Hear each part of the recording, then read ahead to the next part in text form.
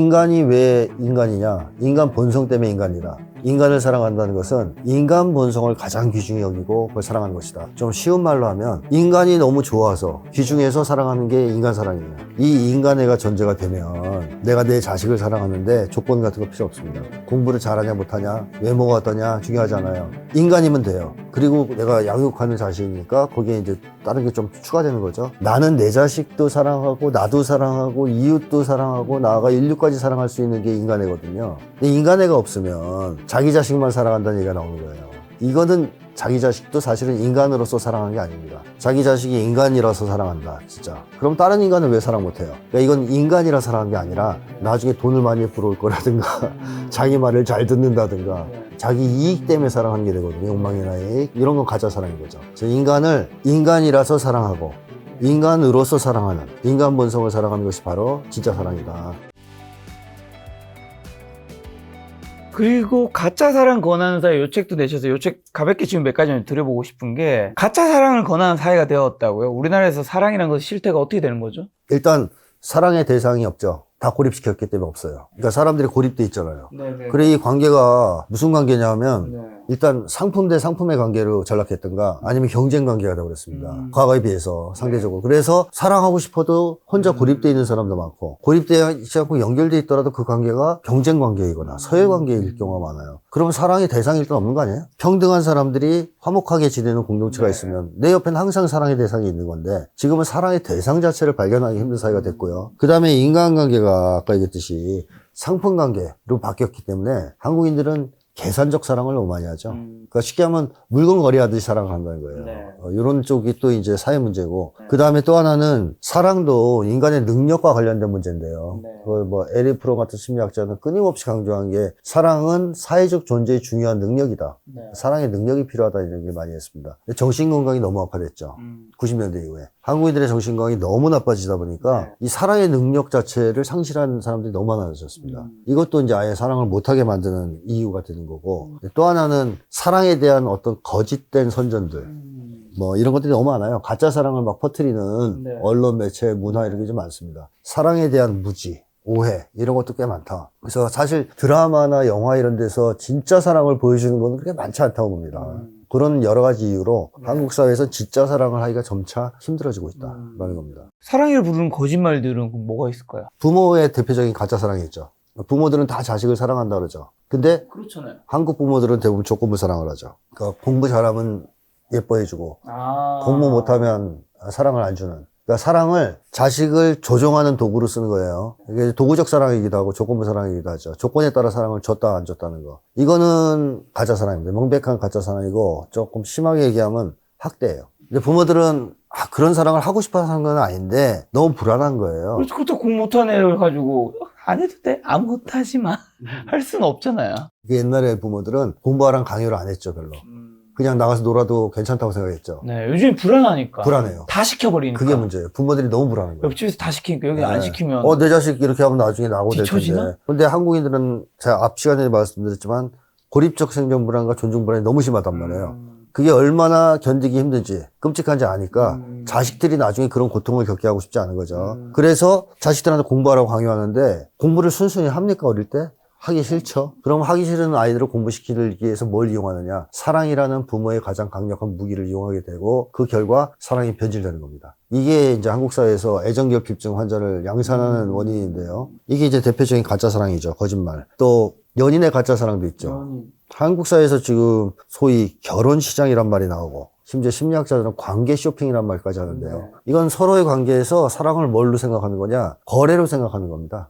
거래. 그래서 거래 조건 맞추는 그 회사들도 많지 않습니까? 결혼 정보 회사들이 그렇죠. 있죠. 그런 회사들이 하는 게 뭐예요? 결국 거래 조건 맞추는 거예요. 이 A라는 남자와 B라는 여성이 가치가 비슷한가, 상품 가치가. 등가 교환 될 만한 관계인가. 이걸 맞춰서 매칭해 주는 거예요. 여기서 이게 안 되면 연애도 시작 못 합니다. 자, 이런 걸 보면 결국 인간에 대한 사랑이 계산적 사랑, 거래 관계로 변화하고 있다는 것도 알 수 있고, 그 다음에 요즘 뭐 많이 세간을 떠들썩하게 하는 데이트 폭력, 가스라이팅, 스토킹, 병적인 질투, 이런 것도 점점 심해지고 있지 않습니까? 이게 다 이제 인간이 병들고 그 과정에서 가짜 사랑을 하기 때문에 나타나는 결과죠. 부모의 가짜 사랑은 뭐 현실을 접목하면 다 공감이 가거든요.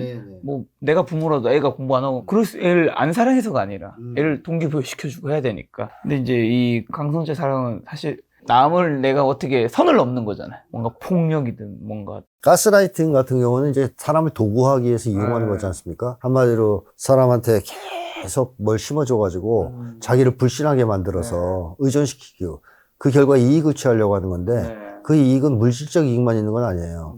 심리적인 이익도 있을 수 있죠. 예를 들면 그럼으로써 자기가 대단한 존재인 양 느낀다든가 또는 뭐 상대방이 자기를 사랑하게 만들므로써 얻는 이익이라든가 그래서 이런 것도 다 사실은 마음이 병들었을 때 나타나는 현상들입니다. 그러니까 한국인들이 정신 건강이 나빠지면서 제대로 된 사랑을 못하게 됐다는 얘기죠. 뭐 사랑 자체를 소유로 생각한다든가. 근데 자존심이 낮을수록 사랑에 매달린다고요. 이건 어떤 의미예요? 자존심 낮은 사람이 예를 들어서 이렇게 한번 가정을 해보죠. 남자인데 자존심이 낮아요. 어떻게 돈을 좀 벌었어요. 그래서 아주 이쁜 여성을 어떻게 매칭 앱을 통해서 또는 뭐 결혼정보 회사를 통해서 얻었어요. 길에 다녀요. 사람들이 쳐다봐요. 막 멋진 여성하고 같이 다니니까. 그때 와, 저 남자 뭐지?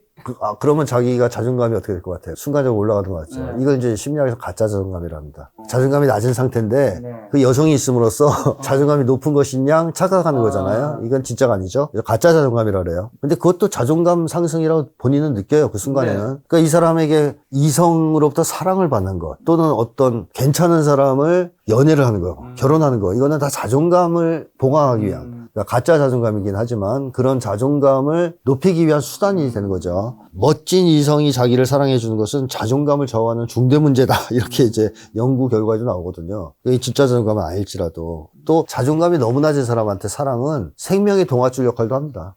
그거 없으면 거의 자살을 해야 되는 상황까지 갈 수도 있어요. 그 정도로 자기를 지탱시켜주는 지탱줄일 수도 있고 자존감을 끌어올려주는 유일한 방법일 수도 있어요. 그러니까 이 사랑에서 자존감이 낮은 사람일수록 가짜 사랑에 얽매이게 되는 거죠. 자, 그리고 또 진짜를 가장한 가짜 사랑의 유형은 뭐가 있는 거예요? 착한 아이 증후군, 조력자 증후군 같은 게 있는데요. 사랑받기 위해서 사랑하는 거예요. 한국 사람들은 특히 착한 아이 증후군이 있는 분들이 좀 있죠. 저도 좀 있었던 것 같기도 하고. 근데 이게 동기가 사랑은 원래 대상이 좋아서 하는 거거든요. 대상이 귀중해서 하는 거거든요. 물건으로 치면 볼펜 이게 너무 괜찮아서 사랑하는 게 진짜 사랑이에요. 근데 가짜 사랑은 이 착한 아이 증후군이나 조력자 증후군은 얘가 나를 사랑해 주기를 기대하는 거죠. 볼펜이. 그래서 얘한테 잘해줘요. 근데 얘가 사랑을 해줘. 그러면 좋은 거고 안 해주면 화가 나는 거죠. 또 조금 비유하자면 산을 진짜로 사랑하는 사람은 산에 가서 휴지 떨어져 있으면 죽습니다. 그러고 보상을 안 받아요. 아무런. 근데 가짜 사랑, 이 착한 아이 증후군이 있는 사람은 산에 가면 휴지 바로 죽죠. 근데 보상이 오길 기대해요. 그래서 산에서 안 내려오고 산신령을 기다립니다. 뭐 금도끼, 은도끼 하나 받으려고. 근데 산신령이 안 나타나면 불질러요. 그렇게 이제 극단적 비유를 하자면, 그러니까 이게 가짜 사랑이라는 거고, 착한 아이 증후군이 있는 사람은 그래서 사랑하는 게 너무 힘들어요. 계속 주는데 돌아올 걸 예상하고 주기 때문에 안 돌아오는 고통을 계속 겪어야 되지 않습니까? 힘들어요. 사랑은 그냥 우러나서 쭉쭉 나가야 되는 건데 주면서 그게 아니거든요, 이 사람들은. 받기 위해서 주는 거거든요. 그러다 보니까 지나친 저자세도 나타나죠. 상대방이 해달라는 대로 다 해준다든가. 그 다음에 뭐 구원자적 사랑도 있어요. 불행에 빠진 사람, 밑바닥 삶을 살아가는 사람들을 이렇게 괜히 사랑을 하면서 그 사람을 구원해주면서 자기가 대단히 훌륭한 존재인 것처럼 만족감을 느끼는. 이게 봉사활동이랑은 다른 거죠. 봉사활동을 한다고 다 이건 아니겠지만 봉사활동 중에서 이런 분들이 있긴 해요. 아, 이런 마음을 가지신 분들. 네, 그러면 이제 이거는 좋지 않죠. 열심히 봉사활동 한다고 해서 정신 건강이 좋아지진 않아요. 마지막에 불같은 낭만적 사랑을 하는 사람. 와, 이거는 가짜 사랑이 아닌데? 예, 이게 뭐 사실 가장 심각한 가짜 사랑이라고 얘기되는 것 중에 하나입니다. 낭만적, 불같은. 사랑은 그런 거 아닌가요? 그 로미오와 줄리엣이 불같은 사랑을 했지 않습니까? 네네네. 사랑을 느낀 게 첫날 느끼고 그날 밤에 고백하고 다음날 결혼하고 그 다음날 자살하잖아요. 아, 이게 3일치예요? 3일 사이에. 아, 진짜? 제가 그 책도 쓴 게 있어요. 로렌스라는 신부가 로미오를 보고 그래요. 나 그거 가짜다. 그게 얼마나 위험한 줄 아냐. 사랑은 그렇게 갑자기 타오르는 게 아니라 은은히 올라가는 거다라고 얘기해요. 자, 그러면 여기서 좀 이론적으로 설명을 해보면, 자, 갑자기 내가 사랑을 누군가를 만났는데 팍 불타올라요. 그러니까 예를 들면 로미오가 줄리엣 봤는데 눈이 확 뒤집혔다 쳐요. 그럼 이유가 있을 거 아닙니까? 그게 몇 가지밖에 없다는 거죠. 따져보면. 하나는 외모지상주의자다. 성적인 특징을 특히 중요시하는. 이 사람이 외모를 보고 완전히 뿅 가는 경우가 있을 수 있습니다. 네. 그럼 이 사람은 좋아하는 이유가 상대방의 외모예요. 그 사람의 인간성 이런 게 아니죠. 네. 외모예요. 그게 가짜 사랑 아닙니까? 인간을 인간으로서 사랑하는 게 아니니까. 그 외모가 자기에게 주는 효용성, 이익 때문에 좋아하는 거예요. 자, 그런 점에서 본다면 첫 번째 외모지상주의자의 사랑도 가짜일 거고. 근데 또 하나의 가능성이 이런 게 있습니다. 상대가 꿈속에서 그려오던 이상형이다. 라고 느꼈을 때. 그러니까 맨날 이제 그런 거 있잖아요. 옛날 동화에 나오는 백마 타는 왕자. 어렸을 때부터 그런 걸 꿈꿨던 여성이 있는데, 어느 날 진짜 백마 탄 왕자가 왔다. 왕자는 아니지만 왕자 같은 옷을 입고. 그러면 그 사람이라고 생각하고 첫눈에 반할 수 있죠. 이런 것도 근데 자기 욕망 실현 때문에 그걸 좋아하는 거지, 그 대상 자체를 두고 귀중해야 하기 때문에 좋아하는 건 아니란 말이죠. 그래서 가짜 사랑인 거고, 그 다음에 또 마지막은 상대방이 나의 강렬한 욕망을 충족시켜줄 것으로 예상되거나 기대됐을 때 불이 확 붙습니다. 예를 들면 너무너무 외로웠는데, 그리고 뭐 친절함에 메말라 있는데 딱 봤는데 친절한 느낌을 팍 주는 거예요, 사람이. 그러면 내 욕망이 막 불타는 거죠.